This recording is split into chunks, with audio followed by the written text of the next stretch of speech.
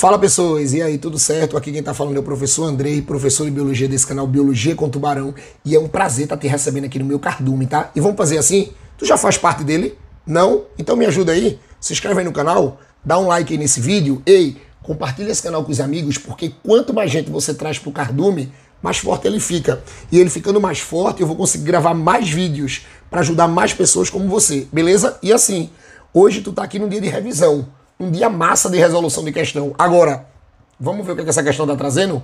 Vamos ver o que ela está trazendo para a gente revisar? Se liga nela, vê.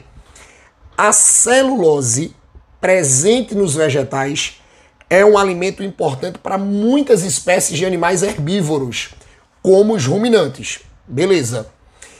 Eles próprios não têm capacidade de digerir a celulose. E para que ela seja aproveitada, é necessário uma associação com micro-organismos que ficam na parte aglandular do estômago dos ruminantes.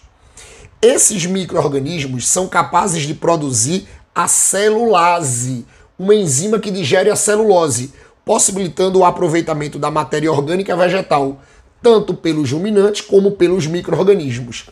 A relação descrita é um exemplo de, olha, isso é uma questão clássica de ecologia que a gente não pode errar em prova nenhuma. Presta atenção.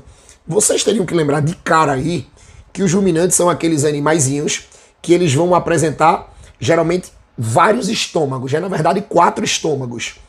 E dentre esses estômagos a gente vai ter estômagos bacterianos.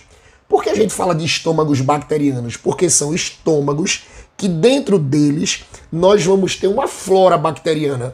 Nós vamos ter bactérias morando nesse estômago. E por que a gente vai ter bactérias morando nesse estômago? Como a questão falou, você tem que lembrar que esses animais eles se alimentam basicamente de vegetais. São animais herbívoros, que lá nas cadeias alimentares eles são consumidores primários, porque se alimentam do produtor. Mas aí qual é a ideia? Se você se alimenta muito de vegetal, significa que você vai tirar muita matéria orgânica desse vegetal. Nada mais lógico. E você tem que lembrar que nos vegetais a gente encontra muita celulose por causa da parede celular das células do vegetal. Porque lembrem, tá? Todas as células que formam um corpo vegetal têm parede celular. E a parede celular dessas células são formadas basicamente de celulose. E eu tenho que aproveitar tudo. Sendo que nós, animais, nós não conseguimos digerir celulose. Por que nós não conseguimos digerir? Porque como a danada da questão falou, nós não produzimos celulase, que é a enzima que quebra a celulose em várias moléculas de glicose, porque aí a glicose a gente consegue absorver. A glicose a gente vai usar como fonte de energia. Aí o que é que acontece? Os ruminantes também vão usar. Aí qual é a ideia, né? Quando eu falo nós, são os ruminantes, tá? Pelo amor de Deus, nós animais. Aí o que é que vai acontecer? Até porque a gente não digere celulose, tá? Até porque a gente não digere celulose, porque a gente também não tem essas bactérias que quebram celulose. É tanto que quando a gente come vegetal, a celulose no nosso corpo vira fibra, ajuda a gente a evacuar melhor. Sabe? Mas os ruminantes não, os ruminantes têm que digerir. Aí o que é que acontece? Essas bactérias conseguem digerir essa celulose, aproveitam a matéria orgânica, ou seja, aproveitam a glicose para ela e também deixa a glicose também é aproveitada pelo corpo dos ruminantes. E um detalhe, o corpo dos ruminantes também serve de casa para essas bactérias. Ou seja, vocês concordam comigo que isso é uma relação em que esses dois seres vivos, os ruminantes e as bactérias, têm que viverem juntos sempre. É uma relação obrigatória. Eles têm que viverem juntos sempre. E um detalhe, tá? Ninguém é prejudicado. Ninguém é prejudicado com essa vida a dois. Todo mundo é beneficiado. Então vocês vão dizer que esse tipo de relação que acontece aí, primeiro, é uma relação interespecífica. Porque são seres diferentes, né? Bactérias e ruminantes. Segundo, interespecífica harmônica. Por que interespecífica harmônica? Ou positiva, porque ninguém é prejudicado. Todo mundo é beneficiado, tá? Ninguém é prejudicado. Os dois vão ser beneficiados. E um detalhe, tá? Ela é uma relação obrigatória. Os dois seres têm que viverem juntos para que eles passem a vida toda, os dois sendo beneficiados. Então, olhe, uma relação interespecífica, harmônica, que todo mundo é beneficiado e tem que ser para a vida toda, só pode ser gabarito letra C, mutualismo. Por que não poderia ser predatismo? Predatismo é uma relação inter, mas o predatismo é uma relação negativa. É aquela coisa presa-predador.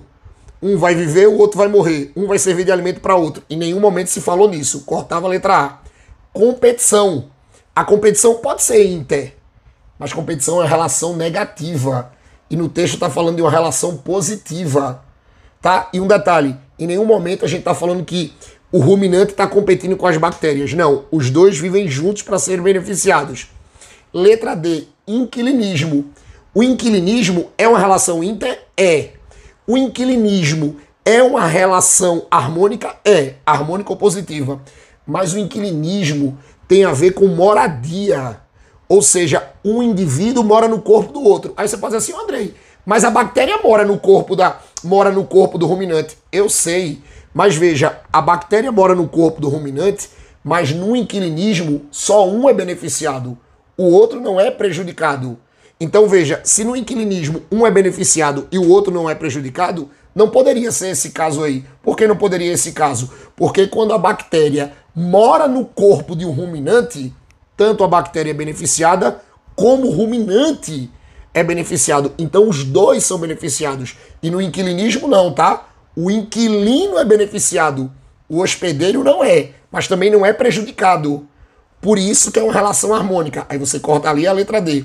E letra E está falando do comensalismo. O comensalismo é uma relação inter? É uma relação harmônica? Mas por que isso não pode ser o comensalismo? Porque no comensalismo você também só vai ter um beneficiado, que é o ser comensal. E o outro, Andrei, não é prejudicado. Por isso que é uma relação harmônica.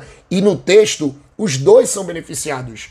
Se os dois são beneficiados, não pode ser comensalismo, porque no comensalismo só um é beneficiado, tá? Então por isso que o gabarito da questão só poderia ser gabarito letra C. Agora tomem cuidado com a protocooperação, tá?